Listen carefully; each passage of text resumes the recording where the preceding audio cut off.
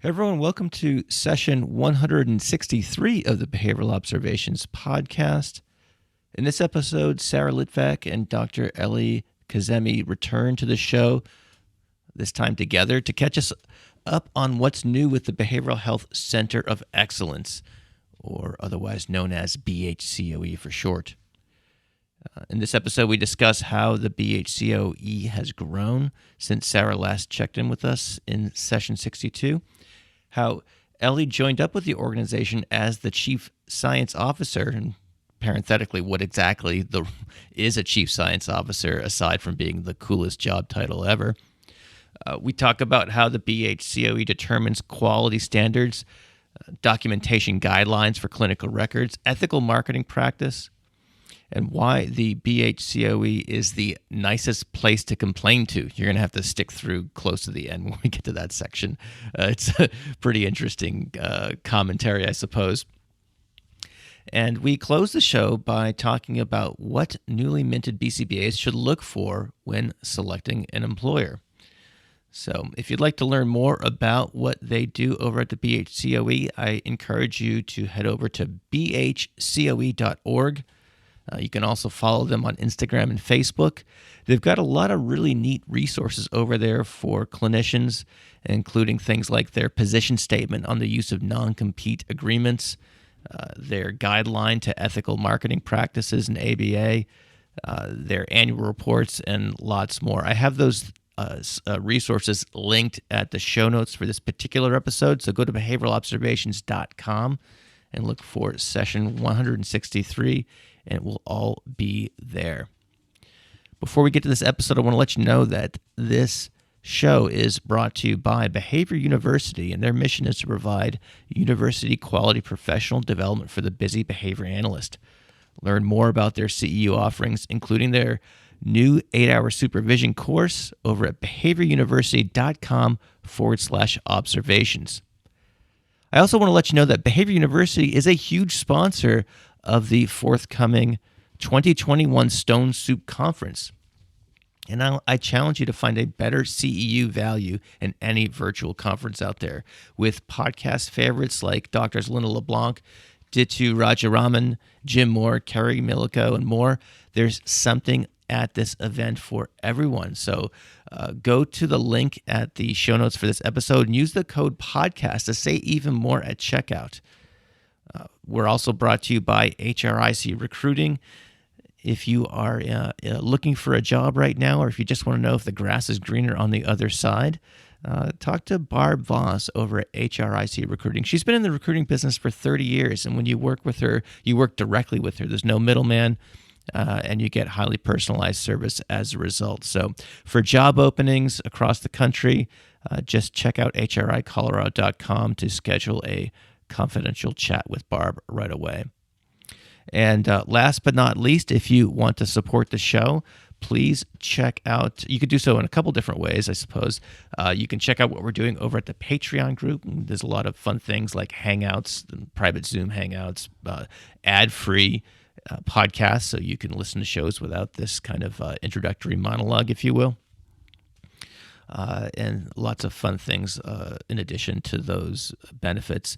Another way to support the show is if you are in need of CEUs, you can go to behavioralobservations.com/get CEUs, and you can learn while you drive or walk the dog or any other activities. And you can check out a whole host of CEU opportunities we have over there. And last but not least, I don't throw this out there that often, but if you haven't done so already, consider going over to Apple Podcasts or Spotify or wherever you get your podcasts and leave a rating and review. Okay, I think that's it for opening commentary. So without any further delay, let's get to this fun conversation with Sara and Ellie.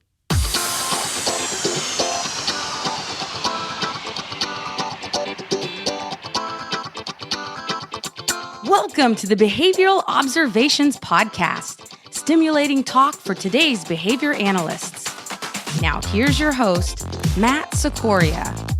Okay, Dr. Ellie Kazemi and Sara Litvak, thanks for joining me today on the Behavioral Observations Podcast. It's been a while since I chatted with you guys. How's it going?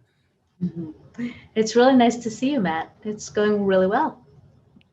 Yeah, so nice to be here again. Well, thanks for joining me. We got, it's been a couple of years since both of you folks have been on the show, and a lot has happened. It's been an eventful time, to say the least. I guess that could be interpreted in many different ways, all of them true, I suppose. So let's spend a few. We're going to talk about ABA standards and things in that realm. I'm really interested to dig into that, but what I'd like to do is spend the first couple of minutes just kind of catching up. So. Sara, I'd like to start with you. It's been obviously a bit since you were on the show. I know there's a lot that's changed at the BHCOE, so I'd like to give you an opportunity just to kind of fill us in on what's been happening and how things have developed over the last little bit. I think things were just kind of getting underway the last time we chatted. So fill us in, please. It's been a busy couple of years. I would say on a kind of the broader level, we've been inclusively leading quality improvement in the ABA field with our standards. And I think that we've seen that as a big component of why we've seen so many organizations adopt peer review. And I would say on kind of the bigger level, our standards are really informed by everyone in the field. And the goal is to have them benefit everyone. So we're bringing together people who make the ABA field go forward and grow. And those people are parents, they're providers, they're payers, they're private equity, which is, the P that the 4 Ps we call them, but that last one is the one that people don't like to talk about sometimes. But the truth is that standards really bring them together with one common goal, that they can demonstrate quality and care for the ultimate P, which is patients. And I think standards really put patients at the center. So we've been working really hard to really lead that movement, and we've been leading it and kind of experiencing some really wonderful outcomes from that.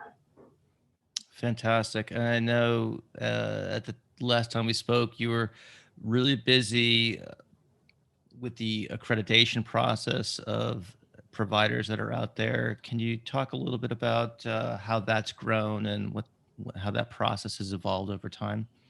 Sure. So I think when we had last spoken, we were probably a year or two into what was then the beginning of an accreditation program. And this past year, we celebrated our 5-year anniversary. So this year is our 6th year doing this. We've been doing this for 5 years prior through the state of California. So really 11 years now conducting quality assurance. And I think what we've seen in terms of changes is we've launched new standard sets. So we have had a couple different types of standards that we now oversee. We also became ANSI accredited, which has been really wonderful. So we're accredited as an American National Standard Developer. And we recently had our standards for documentation approved by ANSI, and have been seeing payers adopt those standards, which I think is really important to create uniformity in the field.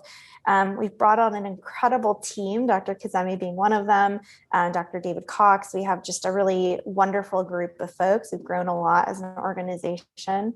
And I think the other component is that we've really expanded the way that we're measuring quality. And I'm sure Ellie will speak to this as well, but we've always had a kind of multimodal approach to how we're measuring quality, and it's improved in a tremendous amount of ways. So, we've always done site visits and surveys and, looked at turnover and patient outcome, but we're doing it in a way that's even smarter than we used to. And we've been able to help organizations who are accredited get really interesting benchmark data too, to understand how they're performing based on industry standards. So there's been a lot of robustness in the process that we've developed and a robustness in the data that we've collected to help organizations be better, and just moving the field forward with what it means to actually create standards, develop them, and be equitable so all can be involved in the development of those standards. Wow, sounds like a busy time indeed, for sure. So congrats on I guess turning 5 or 11 or whatever way you want to construe it. So congrats on the longevity of this project and endeavor. So a lot of cool stuff going on for sure. Ellie, I'd like to turn to you, and certainly you both can chime in on this. I guess I'd like to hear the story about how you became involved with BHCOE. What was the role they were looking for you to fill, and kind of what's your I guess job, and how do you help further the mission of it? Well, I have one of the best jobs that I think most of us as academics and researchers dream of, because everything that we do at the end of the day, we don't want it sitting in some kind of a journal. We want it used and practiced, and we want to have some kind of influence in being able to take that science into implementation. I am the Chief Science Officer at BHCOE, and that has really been an evolving position because we're continuously growing and learning about new places we can provide resources and support for the organizations for providing ABA services. So I'm continuously sort of evolving in the position as the organization continues to grow in its leadership position.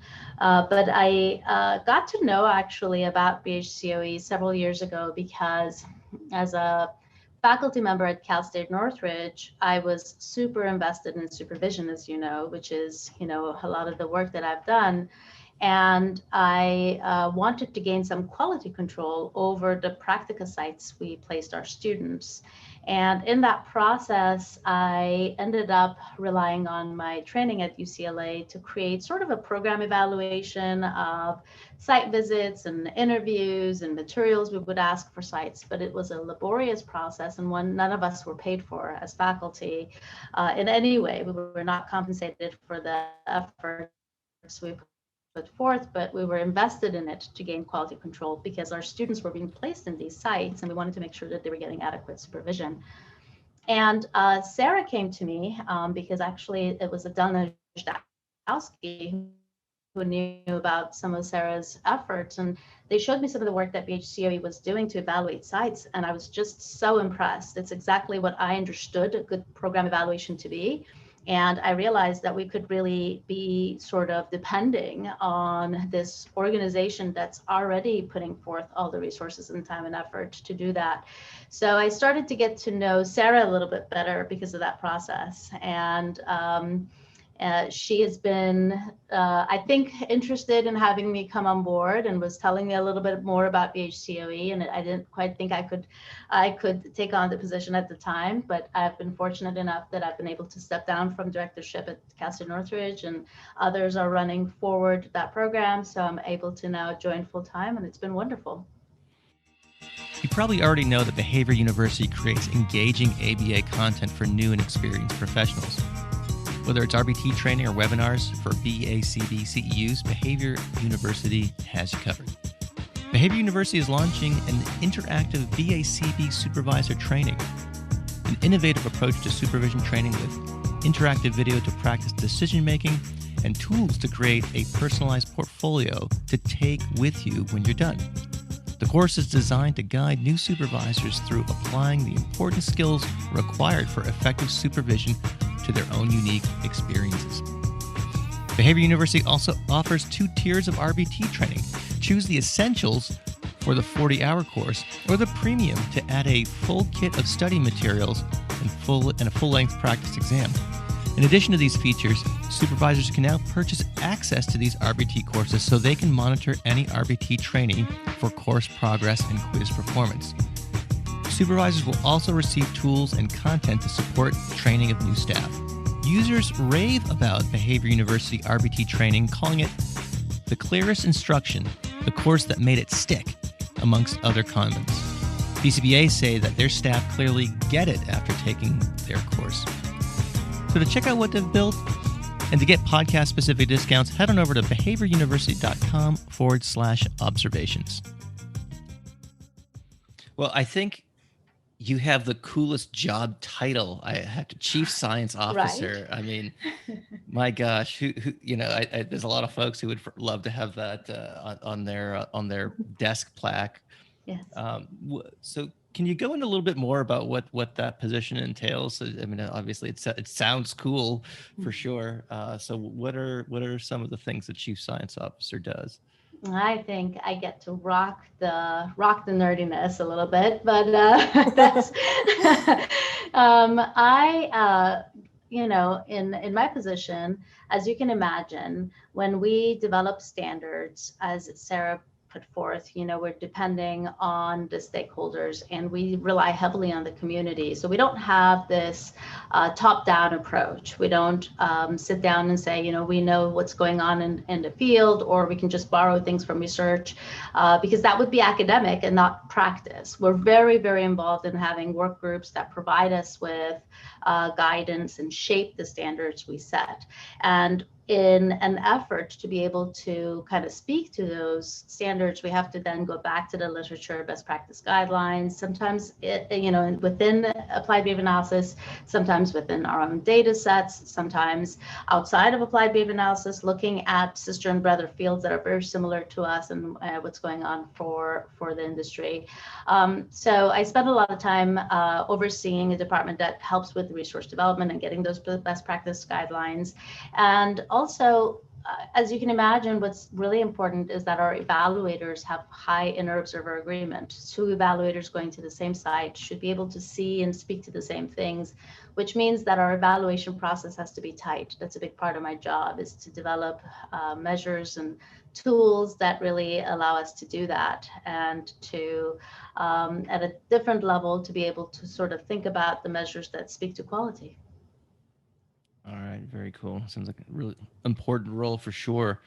So I want to get in, as we talked about a second ago, I want to get into the standards. But before doing that, I have to imagine you guys have a pretty wide perspective about what's going on in the ABA world, given all the different, I guess, touch points you have in the practice. So I would love to just kind of pick your brain and ask you kind of like a two sides of the same coin type of question. Meaning, what I mean by that is that, what I'd love to know is, from your perspective and from all the contacts that you have in the practice of applied behavior analysis, are there commonalities with struggles that providers are having? Are there common challenges out there?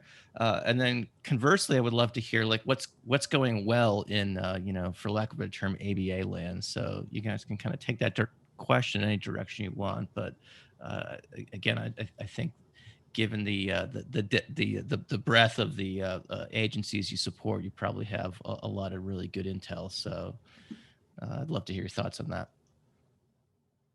Well, I can go ahead and take a stab at this first, and have Sarah go ahead and add in all of the areas that she's gained so much experience over the years. And I still actually go to Sarah for some of the things that I don't have my hands on completely or can do a good test of, because she's gone from working for organizations at many different levels herself to being the evaluator, to having trained, one-on-one. Some of our evaluators were originally trained by her. So she's definitely got a whole different perspective. So I'm going to share with you what my perspective is looking at the evaluations right now.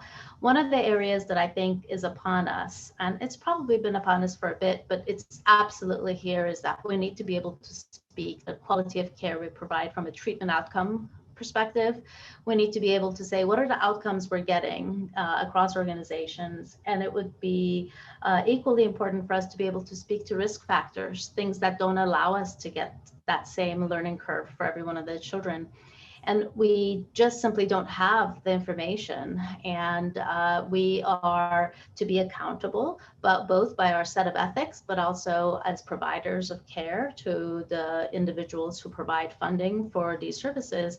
Most importantly, accountable to the families and the individuals we serve. So moving to being able to measure outcomes in a uniform way, in a way that I understand it, you understand it, and we can translate it at a broader level, which involves, group analyses and larger scale reporting, is really where we are. And I think we struggle with that as behavior analysts. We have, at the heart of our science is individualized measurement, individualized treatment programming and assessment. And the notion that we would sort of be looking at groups is very different than what we're used to. and assessment tools at the group level have not been really very sensitive to some of the great work we can do as behavior analysts. So there's some challenges that exist, and that's one of the things that we've been trying to fix. What I love about working at BHCOE is we identify a problem, and between the time the problem and the number of individuals and experts Sara will find for us to meet with, develop things to help the community is amazing. Like the time frame, being an academic or being in other settings and being at BHCOE and watching us move things to action is just something else, Matt, I have to tell you. And that's really, I came on board, we knew this was a problem. We've been doing nothing but meeting with subject matter experts. I've been able to put together a fantastic panel of individuals helping us to put together a good, set of tools that we could advise community to use. We're going to work on, and we're putting out a white paper on that. And at the same time, I'm working with Dr. Cox and, his team that, look at data to be able to provide some support and help to individuals to be able to put their data somewhere and be able to look at their outcomes, because we know, the organizations are going to need that help. And so that, I think, has been a huge barrier and definitely the next step for us. And we are excited to be able to hopefully help in that area very soon. Yeah, I couldn't agree more. I think Ellie covered so much of what comes to mind when I think about like the challenges of our industry. If I can take a step back, though, what I'll say is, you asked Ellie how she joined. I have to just share that she is the ideal individual to come into this with her experience with psychometrics and program evaluation and the clinical side and understanding the practica research and student supervision. And I mean, it's incredible how well-rounded she is. And it's funny because we weren't even Ellie and I knew each other before we knew that she was going to come on board. And when I realized that this is exactly what we needed, it was kind of like an aha moment for both of us. So it's been really, really fun working with, I say a lot of people at BHC are doers, right? Like they don't sit and wait. They're just fixing problems. So, but, to get back to your original question about kind of the challenges in the field, I think Ellie hit the nail on the head. And it's funny, she went to outcomes, but when I take a step back, I think it's really about this idea of getting everyone aligned about what's in the best interest of the patient and how can we make sure that that's being showcased appropriately. And while outcomes is a piece of it, I really think it comes down to data collection, which might sound surprising because we're behavior analysts. We should be really great at collecting data.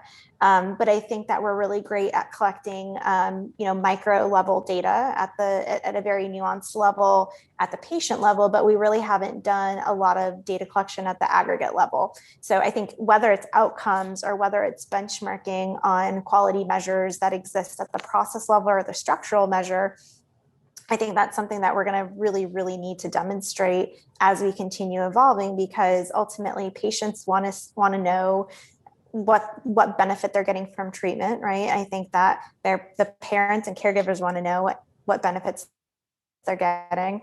And, payers are going to want to know that as well. And so you're seeing a lot of these pressures come together.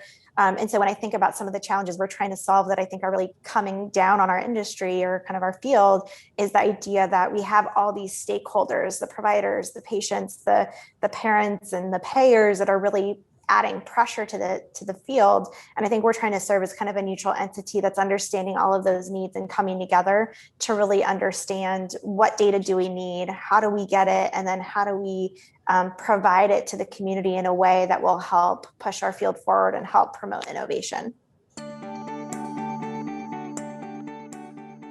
Are you looking for a new job, but you're overwhelmed with all the emails that you're getting from various ABA agencies? What if there was someone who was in your corner and could help you find the perfect job placement? Well, that person exists.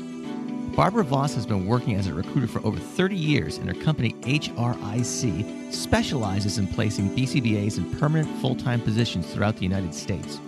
Barbara has been placing BCBAs since 2011, so she knows our business, and she offers personalized service to any BCBA looking for a new position. She also helps companies looking to hire BCBAs too. Here are just some of the things Barbara can help you with. She can provide information about salary ranges in different markets across the country. She can help you write your resume. She can coordinate and prepare you for the interview process, and even help negotiate the right salary for you. And best of all, There are no charges to any candidate for all of these services. When you are ready to make a change and want to work with someone who will listen to you and understand what you need in a new position, contact Barbara at HRIC. To schedule a confidential discussion, head over to hricolorado.com. Again, that's hricolorado.com, and hit the contact button to connect with Barbara. You won't be disappointed.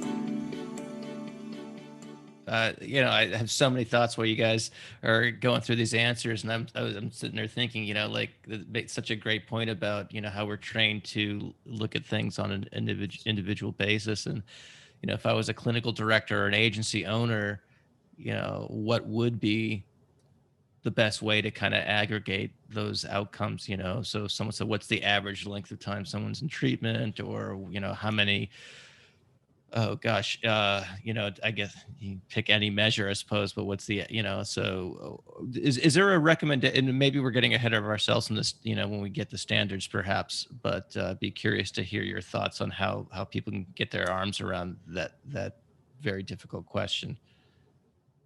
No, I think you point out exactly the difficulty, right? Because when we're looking at outcomes, it's all of those things. It's the gains of the individual,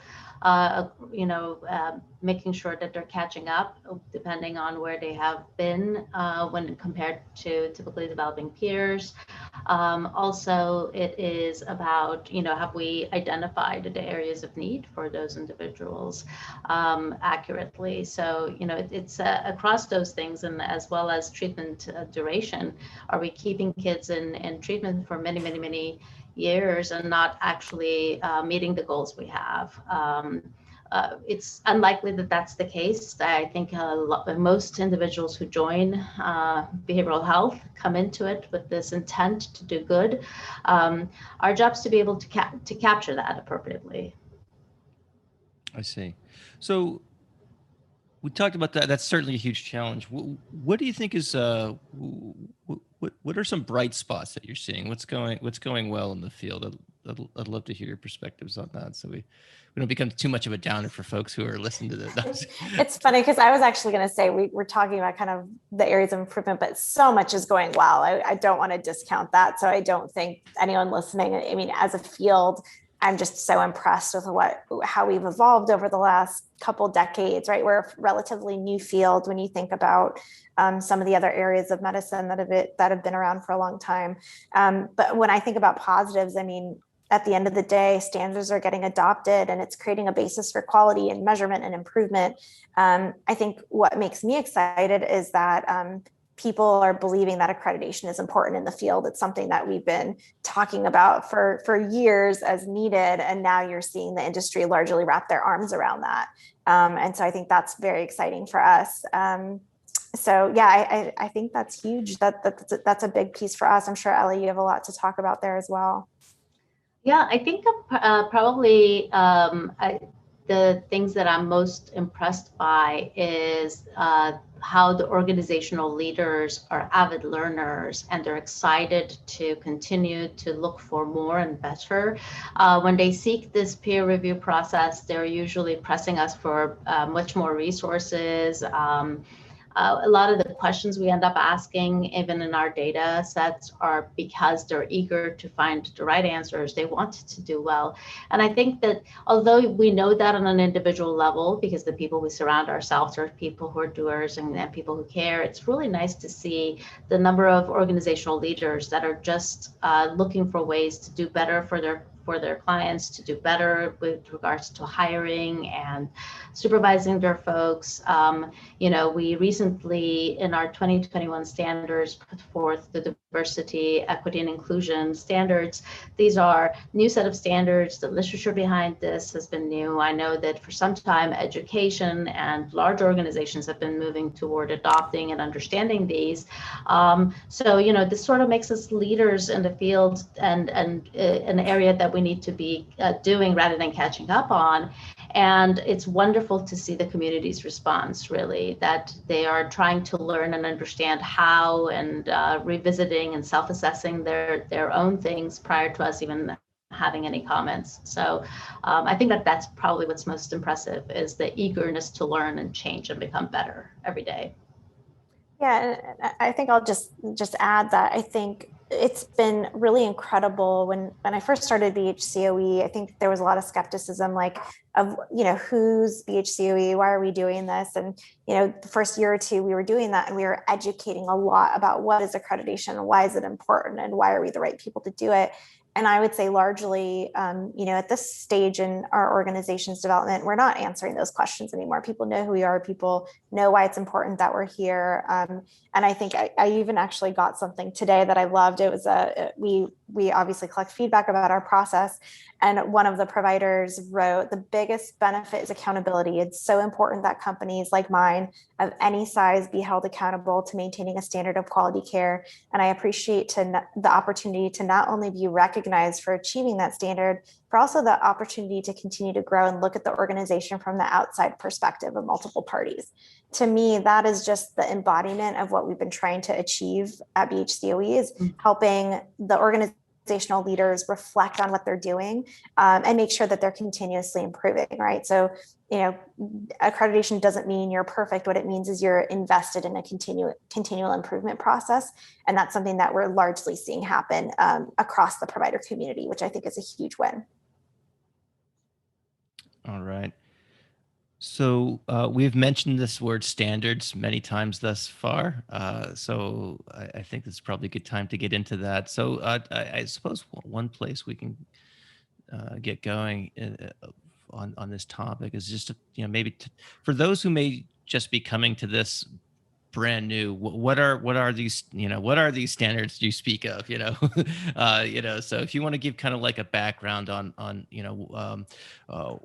the not only what the standards are, but why you're developing them, what was the process for developing them, and things along those lines. It'll give someone kind of like the standards 101, if you will, on why this is really important.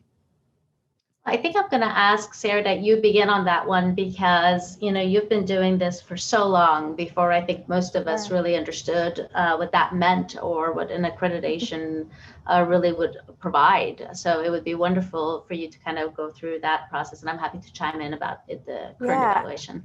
Absolutely. Yeah, I can start off, and I'm sure Ellie will fill in some of the gaps for me. But I think at the broader level, when you talk about standards, BHCOE standards are inclusive and rigorous. And so those are the two words that I use a lot. But what that really means is that inclusivity is a big component of our ANSI accreditation. So as an American National Standard developer, the way that standards are developed have to have a process that ensures openness. So standards should never be, at least for our accreditation, should never be developed behind closed doors. So there needs to be an open source process to standard development that allows all stakeholders who would be involved in it to be able to have a voice. So that's one piece. The other part is due process. So we can't just put out a standard and have it sit on its laurels. We need to have feedback and have a process for questions about the standards. We need to, so in our organization, we have to go through a public comment period, right? So any standard that gets put out has a 45-day open public comment period, and every comment gets responded to individually to those who are commenting. We do get thousands of comments, but that's part of our process that includes the rigor of how we're developed. The other piece is balance. So you can't have more people involved in the standard process that are representing different stakeholder groups. So we can't just have providers coming up with the standards, or we can't just have clinicians coming up with the standards, or just payers or just parents, right? So that would be an imbalance in the way that standards are developed. So we have a very sophisticated weighting system that we use in our standard development process that allows standards to be equitable. And I think the other piece is consensus. So we, have everyone involved. We have a due process for how to, complain about a standard or give feedback about a standard, how to get involved in the conversation around it. And we making sure that everyone on that commission is representing multiple groups. And then we also have to make sure that all those people on our commission reach a consensus, right? So we can't move forward with our standards if one group is really happy with the standard, but another group feels it's not equitable to the population that they're representing. So all of those things are really best practice when it comes to standard development. And I would say there's multiple versions of this, right? Like we have other certifying bodies that have to go through this due process as well. But that's something that ensures that our development is fair and accessible and responsive to the needs of all the stakeholders. So I think that's a really important part of what we do. And, our compliance coordinator kind of organizes those meetings. And it really allows us to showcase that, yes, we hold our organizations to a certain standard, but we as an accreditor we're also accredited, right? And I think that's important is that there's no, we're not above the fact that we also need to go through peer review. We also need to follow due process. And so to us, being accredited as an accreditor is a mark of quality. But I think that's something that is really unique and really an important component of how we develop standards. Hey everyone, this is the last commercial break of the episode, and I just want to spend a couple minutes talking about the Stone Soup Conference, which is being held on October 22nd, 2021. One of the things I did not get to mention at the top of the episode is that this conference supports a fantastic cause. So once all the costs are of hosting and all that stuff are cleared, all the proceeds for this event are going to directly provide services to individuals in need in the Lakes region area, right in this local community. So it's just a fantastic event. It is $85 for 8.5 CEUs. And when you use the code podcast at checkout, and that's all caps, it's $20 off of that. So it's basically $65 for 8.5 CEUs. I challenge you to show me a better deal on a virtual event like this, particularly with this caliber of speakers, which is kind of like a who's who of what's going on in behavior analysis right now. So I really hope you get a chance to check it out.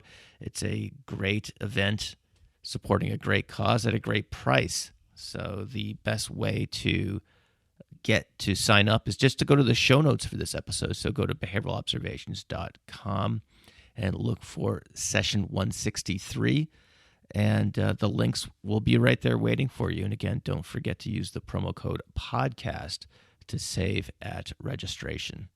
Okay, let's get to the rest of this episode with Ellie and Sara. I have a better idea of how they're developed. So what I'd like to do is maybe learn a little bit more about what do the standards do? What I mean by that is that if I'm an agency owner or a clinical director and I adopt these standards, what does that mean for my organization? Not just in terms of what process do I have to go through in order to, and maybe I'm, commingling accreditation with standards. I don't know, but you can certainly correct that if I've got that terminology mixed up. But more generally, by adhering to these standards, what are the outcomes? What's in it for the agency for adopting these standards? Sure. And also, I think if you have an opportunity, if you're able to maybe give some examples of specific standards, 'cause we're talking about standards just kind of globally here. I'd love to give the Sure. audience something tangible to kind of relate to. Yeah, I think at the broader I think there's about level, 18 parts to that question, so I apologize for that. Yeah, I'll take a part of it. I'm sure Ellie has a lot to add, but I think at the broader level, standards improve quality. So they drive continuous improvement. Standards create a criterion against which an organization can measure themselves across, right? And so we provide that kind of benchmark for them where they know I'm doing X according to an external third party, right? It's not just me saying that I'm doing these things. It's someone coming in and saying, yes, you actually do. So we have we have 11 different areas of our standards. I'm just going to talk about the kind of high level one, which is our first one, which is just ethics, integrity, and professionalism, right?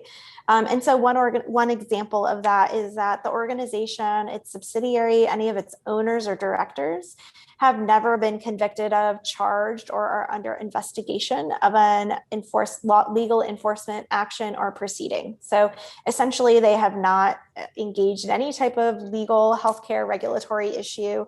They have a clean book of business. They've never been kind of indicted for anything like that. So that's something that's quite basic, right? Which is, are the people at the top of your organization adhering to what we would hope to be ethical practice, right?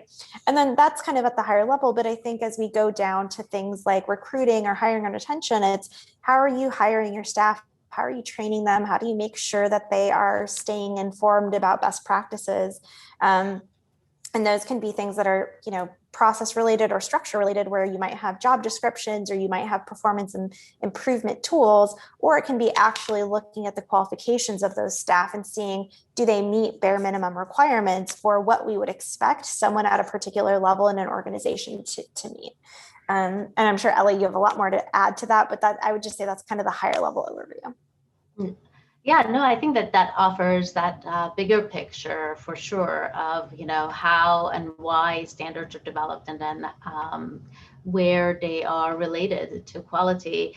I think to sort of bring this also to the general practice of, in the health profession altogether, it was not so long ago when medicine and medical practice as a whole had to also ask themselves, what's good quality care? So I want to mention that a lot of what we do is based on best practice in, looking at quality and doing quality assurance standards and standards development, and then program evaluation. So, the Napadian actually came up with these standards of quality of care, and this was in the late 80s, and those have been adopted by Institute of Medicine, and it is, those general areas that Sara just noted, are overall legitimacy or the equity, access to care. Those things really matter with regards to quality of care, and we make sure that those are a part of our standards. I think the other part of it is that we have to ask ourselves, how does something like, we have a set of standards regarding the practice of recruiting, hiring, training, and having competent, talented staff and supervisors on board. And we always have to ask ourselves, what's the relationship between these standards to quality care? And, can we connect this process of hiring and recruitment to that quality outcome? And there we rely obviously on the literature, and we rely on our stakeholders to tell us things like, this is obviously one that matters a lot to a lot of our parent groups and patient groups is I want the person to be competent and to treat me as an individual, and patient-centeredness matters a lot. So those end up being a lot of how we set a standard. Now, I think the other part of the question you had is what happens. So, the language of the standard, the development of the content areas of the standard have a lot to do with what we understand as a good model of care. What are these processes that relate to good quality services? And then the next step is, now how do we measure that? And good program evaluation is about making sure that you have enough informants and having reliability among those informants, that you can verify, yep, the information I'm getting is accurate, and have some confidence in saying any organization aligns with the standard. So we have a multimodal approach to our evaluation process. We interview with the leadership. We also interview with and then do wide-scale surveys with the patients and parents. And we also do that with the staff, both at the RBT level, the supervisors, all of the staff at the organization. And then we also do something that I think, only BCBAs could do, which is do direct observations of sessions. So we actually ask for and directly observe clinical sessions that occur. And the heart of our practice, which is that direct observation, we also do document review. And we connect those document reviews. For example, what are some of the things that you have in your patient intake documents matter, because that's the communication tool you have with your patients, and we connect to see if that information is actually what was given to the parents. That's what they have in place. So we are looking to make sure the documents are all sound, then the clinicians know about them, and that's being translated. So through all of those informants, we're able to sort of get that big picture and then provide recommendations if there are any gaps. Sometimes we find organizations have put so much time and effort in developing something, but potentially one layer of their staff would not know based on the surveys we do. That's really helpful for us and helpful for the organization to learn, because our process sort of sheds light on something that they've put time, money, resources, energy to create for their organization, but some layer of their staff may not have been communicated with in a way that they understood that that was in place. And so it's those sorts of things that it allows us to see and identify. Great. That gives me a much better idea of this whole process. Ellie, you did bring up the topic of documentation, and I know that's something that you folks wanted to speak to during this conversation. And so it's my understanding that you guys have the field's first ANS for documentation of clinical records for ABA services. So what is that, and why is it important? Yeah, thanks. So yes, BHCOE has developed the first American national standard for documentation of clinical records for ABA services. You got every word of that correct, Matt. I'm very impressed. Copy and paste is a beautiful thing. So yeah, I think the reason that we feel it's important is that, again, going back to this idea that it means that we are accredited as an accreditor. It means that we've gone through kind of a due process to create something that is bigger than just the ins and outs of the field. I think on a broader level, one of our goals is to create uniformity across state lines. So when an organization, when a patient receives services in one state, they should be able to move across the country and get the same quality of care, right? And largely you're not seeing that. And I think that documentation is one pain point that we've experienced, where for patients, it's quite burdensome that their records aren't kept with a similar format. For providers, it's burdensome because each payer is requiring a different type of record. And so to us, this was kind of a low-hanging fruit where we really wanted to make sure that standards are improving the efficiency of the care that we're providing and really increasing the accuracy of the information being collected. Because ultimately, when you're documenting correctly, you're more likely to have less errors, increasing patient quality. The idea is that you're going to have greater continuity across staff that are coming in and out of those sessions, that you're ensuring like timely and accurate payment, right? So there's a lot of factors that go into the importance of documentation. And I think that for us, the process by which we did that is one that's important. It's also kind of taking into account what is important for providers, what is important for the parent, what's important for the provider, for the payers. And I think that's something that's really great. So what I would say is we've seen a lot of payers start to adopt the documentation standards, which really reduces the burden off clinicians, off families, and off providers. And we've seen more of that continue to evolve as well, as even the year has picked up, because this is something that payers don't want to focus on, but unfortunately they have to, because their field hasn't come together to put those standards together. I see. It's fascinating, and I didn't really think about a conversation about documentation could be described as fascinating, but it's really interesting, at least from my perspective. In the healthcare world, they say if you don't document it, it never happened. So from the regulatory perspective, for sure, it's like in the world of cycling. If it's not on Strava, the ride never took place. So, definitely a development that sounds quite important. Also, if you're a clinician and you're moving from one agency to another, that would be another area in which that would, I think, just the more streamlining would be nothing but helpful for sure. So yeah. All right.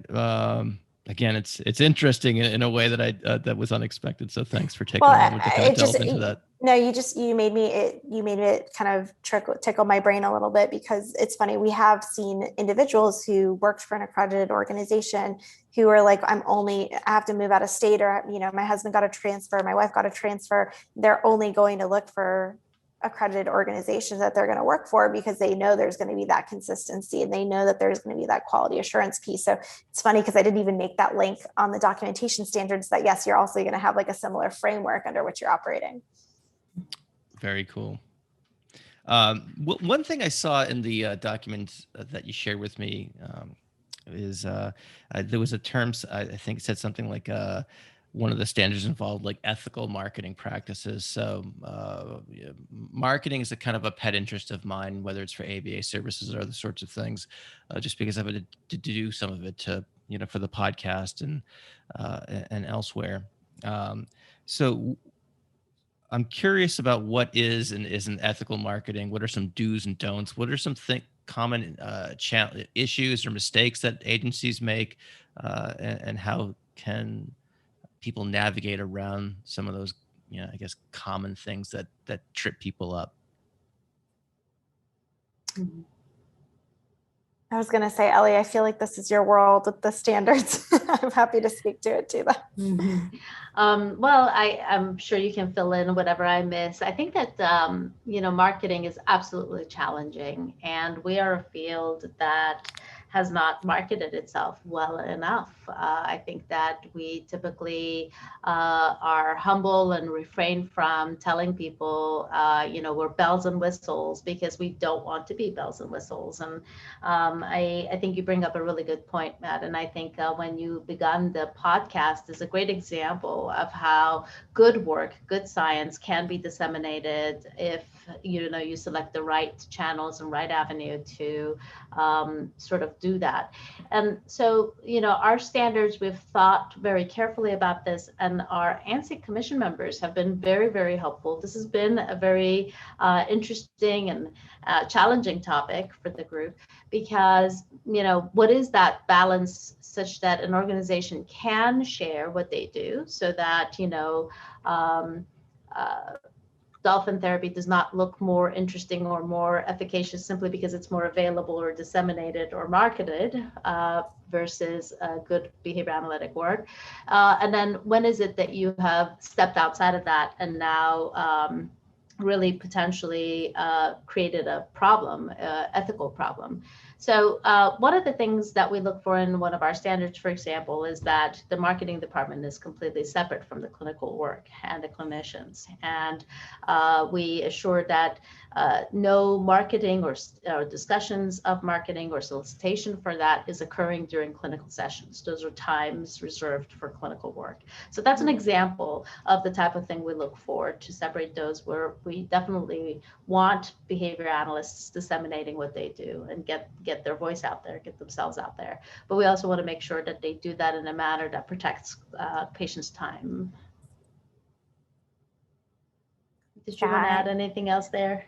I was going to say, I think you hit the nail on the head, but I agree that, it's tough, because ultimately, like Ellie said, we want to be able to promote the important work that's being done, but you have to be very delicate with the vulnerable patient population as well. And so we are looking at making sure that if an organization is kind of promoting ABA and promoting their services, they're not doing it at the expense of the best interest of the patient, and always putting the patient first.